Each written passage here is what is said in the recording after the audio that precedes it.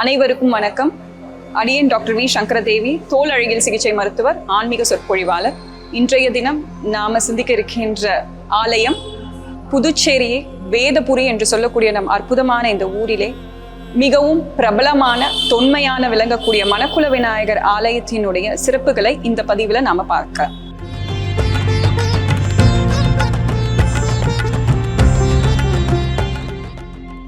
மணக்குள விநாயகர் அப்படின்னு சொல்லும் பொழுது மணக்குள விநாயகர் தெரு அப்படின்னு ஒரு தெரு உண்டு. அந்த தெருவை ஆதி காலத்திலே நமக்கு நெசவாள தெருவாக இருந்தது. அந்த நெசவாள தெருவிலே இருந்த மக்கள் அங்கே ஒரு விநாயகரை பிரதிஷ்டை செஞ்சு அந்த விநாயகரை வணங்கி வந்தார்கள். அது மணலிலான் ஆன விநாயகர். அந்த விநாயகரினுடைய ஆதி பெயர் புவனேஸ்வரர் அப்படின்னு பேர்நாமாவோட அந்த விநாயகர் விளங்கினார். அங்க இருக்கக்கூடிய மக்கள் தினமும் அந்த விநாயகரை வணங்குவார்கள். கடற்கரை, அது பக்கத்துல ஒரு குளம், அந்த கடற்கரையிலே இருக்கக்கூடிய மண்ணானது அந்த குளத்தை நிரப்பி கொண்டே இருந்தது. அதன் பக்கத்துல விநாயகர். அதனால மணல் நிரம்பி இருந்த குளம் மணல் குளத்து விநாயகர் என்பது மருவி மணக்குள விநாயகராக நமக்கு வந்தது.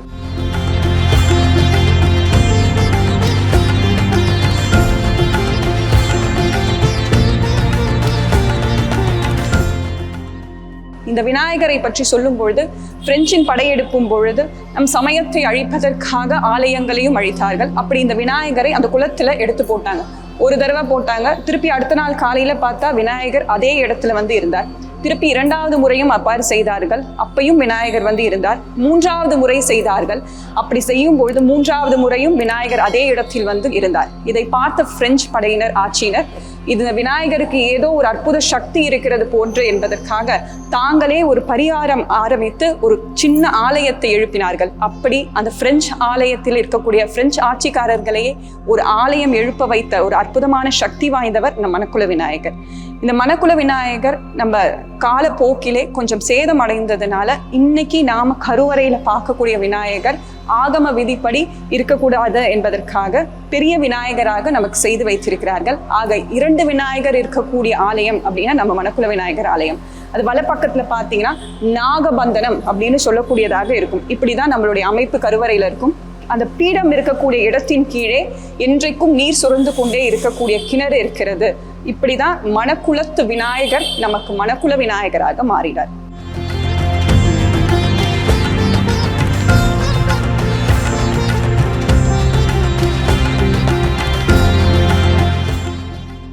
இந்த ஆலயத்தினுடைய சிறப்பு அப்படின்னு சொல்லும் பொழுது இங்க இருக்கக்கூடிய பள்ளியறை, பொதுவாக சிவ ஆலயங்கள்ல தான் நமக்கு பள்ளியறை இருக்கும். பள்ளியறையில இறைவன் இறைவியர் இருந்து கொண்டு தூங்கலாம் மாட்டாங்க. சுவாமி என்ன செய்வாங்கன்னா அனைத்து உயிர்களும் ஒடுக்கி கொன்று ஐக்கியமாக கூடிய செயலை நித்தம் செய்யக்கூடிய, காத்து ரட்சிக்கக்கூடிய செயலை செய்வார்கள். ஆனால் நம் மணக்குள விநாயகர் ஆலயத்தில் மட்டும்தான் பள்ளியறை இருக்கிறது. இங்கே பள்ளியறையிலே விநாயக பெருமான் தாயாரோடு, அதாவது உமையாரோடு, சக்தியோடு இருக்கக்கூடிய அற்புதமான அம்சம் நமக்கு உண்டு. எதற்காக இப்படி உண்டு அப்படின்னு நாம பார்த்தீங்கன்னா, இங்க இருக்கக்கூடிய விநாயகரும் ஓங்கார பிரணவ மூர்த்தியாக இருக்கக்கூடியவர். அதாவது நம்ம அருணகிரி பெருமான் சொல்ற மாதிரி மத்தள வயிறினை உத்தமி புதல்வனை மட்டவிழ் மலர் கொண்டு பணிவேனே அப்படின்னு சொல்லுவாரு. உமையாளினுடைய சக்தி ஓங்கார சுரூபமாக இருக்கக்கூடிய விநாயகர் குண்டலினி சக்தியின் மூலயமாக ஞானத்தை தர வல்லவர். அதனால்தான் அம்மாவோடு இருக்கக்கூடிய அற்புதமான காட்சியாக நமக்கு உண்டு. இந்த பள்ளியறை விநாயகராக இருக்கக்கூடியவருக்கு நித்தம் அர்த்தஜாம பூஜை முடிஞ்ச உடனேவே அங்க பாத உற்சவர் எடுத்துட்டு வருவாங்க. சுவாமிக்கு நெய்வேத்தியம் செஞ்சுட்டோடனே கோயில் வலம் வந்து அந்த பாத உற்சவரை பள்ளியறைக்கு முன்னாடி காமிப்பாங்க. இதனுடைய ஐதீகம் என்ன அப்படின்னு பார்த்தோம்னா, விநாயகர் பெருமானை பள்ளியறையில் எழுந்தருளுவதாக நமக்கு ஐதீகம் உண்டு. அப்பேற்பட்ட சிறப்பு உண்டு அப்படின்னா இங்க விநாயகர் கோயில பள்ளியறை இருக்கக்கூடிய ஒரு அற்புதமான சிறப்பு உண்டு. 3வதாக பாத்தீங்கன்னா விநாயகர் பெருமான் பிரம்மச்சரி. ஆனா இங்க இருக்கக்கூடிய விநாயகருக்கு சித்தி புத்தி, அதாவது பிரம்மாவினுடைய மகளோடு திருமணம் ஆன காட்சியாக நமக்கு இருக்கக்கூடியதாக உண்டு.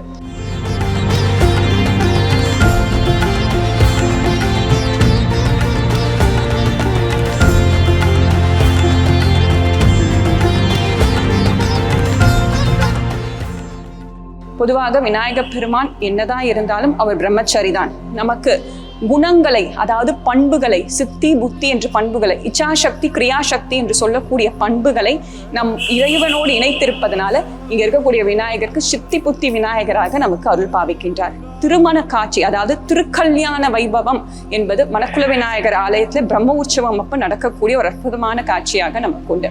இதற்கு மேல பாத்தீங்கன்னா கருவறைக்கு மேல நமக்கு தங்கத்தால் நெய்யப்பட்டிருக்க ஒரு விமானம் உண்டு. அதற்கும் மேல இங்க இருக்கக்கூடிய விநாயகர் ஆலயத்துல மிக சிறப்பானது அப்படின்னா தேர் அப்படின்னு சொல்லுவோம். இங்க வெள்ளி தேர், தங்க தேர் உண்டு. இது நமக்கு நன்கொடை வாங்கி செய்யப்பட்ட தேராக உண்டு. ஆனா பிரதானமான தேர் அப்படின்னு சொல்லும்பொழுது சுவாமி உற்சவர், இங்க நர்த்தக விநாயகர் அப்படின்னு பேர் உண்டு. சுவாமிக்கு உற்சவர் பேரு. சுவாமி நடன கோலத்திலே இருக்கக்கூடிய காட்சி. அந்த விநாயகர் எழுந்தருள வேண்டியது அப்படின்னா நமக்கு வெள்ளாழ் வீதியில் அமைந்திருக்கக்கூடிய நந்தியம்பெருமாள் ஆலயத்திலிருந்து வணங்கப்பட்ட தங்கமுலாம் பூசிய இந்திர ஞான தேர், அதுலதான் சுவாமி வீதி உலா வரணும் அப்படின்னு நமக்கு சாசனங்கள் உண்டு. அதனாலதான் நமக்கு ஆருத்ரா தரிசனம் அல்லது மாசி மகம் இல்லாட்டினா அங்கே வேலாயுத சுவாமிக்கு குரு பூஜை நடக்கும் பொழுது இங்க இருக்கக்கூடிய மணக்குள விநாயகர் எழுந்தருளி அங்கே மரியாதை செலுத்துவதாக நமக்கு ஐதீகம் உண்டு. இப்பேற்பட்ட சிறப்புகள் உண்டு. இதுக்கும் மேல ஒரு முக்கியமான விஷயம் என்னன்னா தொல்லைக்காது சித்தர். யார் இந்த தொல்லைக்காது சித்தர் அப்படின்னு சொல்லும்பொழுது இயற்பெயர் தொல்லைக்காது சித்தர் கிடையாது. இவருடைய இயற்பெயர் தெரியல. இவருக்கு அம்மா மட்டும்தான் உண்டு. இந்த சித்தர் நமக்கு இல்லற வாழ்க்கையில அம்மா பொண்ணு பார்க்கணும் அப்படின்னு நினைக்கும் பொழுது இல்லற வாழ்க்கையில் ஈடுபடாதவர், அவருடைய குலதெய்வமாக அம்பாள் உண்டு. நமக்கு முரட்டாண்டி கிட்ட இருக்கக்கூடிய முத்துமாரி அம்மனை தன்னுடைய குலதெய்வமாக இருக்கவர். அங்க போய் உட்கார்ந்து யோசிக்கும் பொழுது அசிரீரியாக கேட்டது, நீ போய் அங்க மணக்குள விநாயகரை வணங்கு, நித்தம் போய் வணங்கு, மௌனமாக இரு அப்படின்னு சொல்லி அசிரீரி கேட்டு, அதனால முரட்டாண்டியில இருந்து தினமும் மணக்குள விநாயகருக்கு பூஜை செய்துட்டு போவார். நித்தம் இதான் வேலை. பிரெஞ்சு படையெடுப்பு நமக்கு முரட்டாண்டிக்கு அதெல்லாம் அழிஞ்சிட்ட உடனேவே இங்க மணக்குள விநாயகரோடவே வந்துட்டார். அப்ப வந்திருக்கும் பொழுது அனந்தரங்க பிள்ளை அப்படின்னு சொல்லக்கூடியவர். இவர் இல்லைன்னா நம்ம சமயத்துல நிறைய விஷயங்கள் நமக்கு தெரியாமலே போயிருக்கும். அப்படி அவரினுடைய தோட்டத்தில், அவருடைய வீட்டு தோட்டத்துல இவருக்கு ஒரு சிறு குடிலை அமைத்து கொடுத்து இங்க இருக்குமாறு சொன்னார். அப்படி நாம இன்னைக்கு பார்க்கக்கூடியதான் அனந்தரங்க பிள்ளையினுடைய தோட்டம், பிள்ளை தோட்டம் அப்படின்னு சொல்லுவோம். சித்தராக இருந்து ஒரு குடிலே இருந்தனால சித்தன் குடி பாலாஜி தியேட்டர் பக்கத்துல இன்னைக்கும் இருக்கு. அப்படி இருக்கக்கூடிய ஒரு அற்புதமான இடம். அந்த இடத்த தொல்லைக்காது சித்தவர் தான் இருந்து தங்கி கொண்டு மௌனமாக சில உபதேசங்களை செய்து கொண்டு, அது மட்டும் இல்லாமல் வைத்தியம் செய்து கொண்டு இருந்ததாக நமக்கு உண்டு.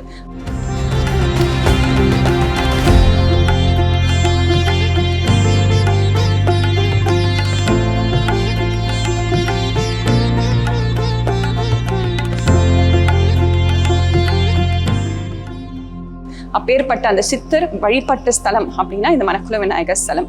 ஆக இந்த மணக்குள விநாயகரை வணங்குவதால் என்ன நன்மை அப்படின்னு யோசிக்கும் பொழுது, பொதுவாக புதுவையில பிறந்த வீட்டுல சுகப்பிரசவமோ இல்லை நமக்கு குழந்தை பிறந்துச்சு அப்படின்னா 3வது மாசத்துல இங்க சுவாமிக்கு சுண்டல் கொழுக்கட்டை நெய்வேத்தியமாக செய்து குழந்தையை இங்க காமிச்சு அதுக்கப்புறம் ஆசீர்வாதம் வாங்கிட்டு தான் புகுந்த வீட்டுக்கு போகணும் அப்படின்னு ஒரு நியதி காலந்தொட்டு நமக்கு இருக்கு.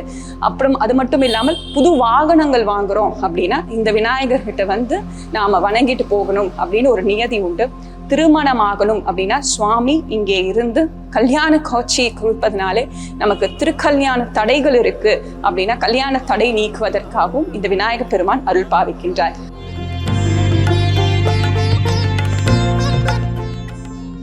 ஆக இன்றைய வரக்கூடிய புத்தாண்டன்று மணக்குள விநாயகருக்கு சிறப்பு அலங்காரம், அபிஷேகம், ஆராதனை எல்லாம் நிகழ இருக்கிறது.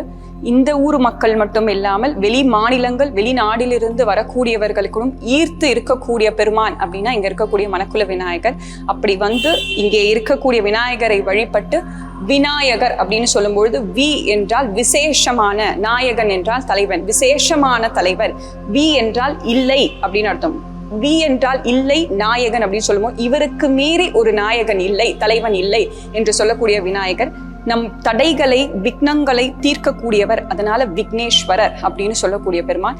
அப்படி இந்த விநாயக பெருமானை வணங்கி இந்த 2026 புத்தாண்டானது அனைவர் வாழ்க்கையிலும் எந்த தடைகளும் இல்லாமல் அந்த பெருமானினுடைய அருள் உங்கள் அனைவருக்கும் கிடைக்க வேண்டும் என்று கேட்டுக்கொள்கிறோம்.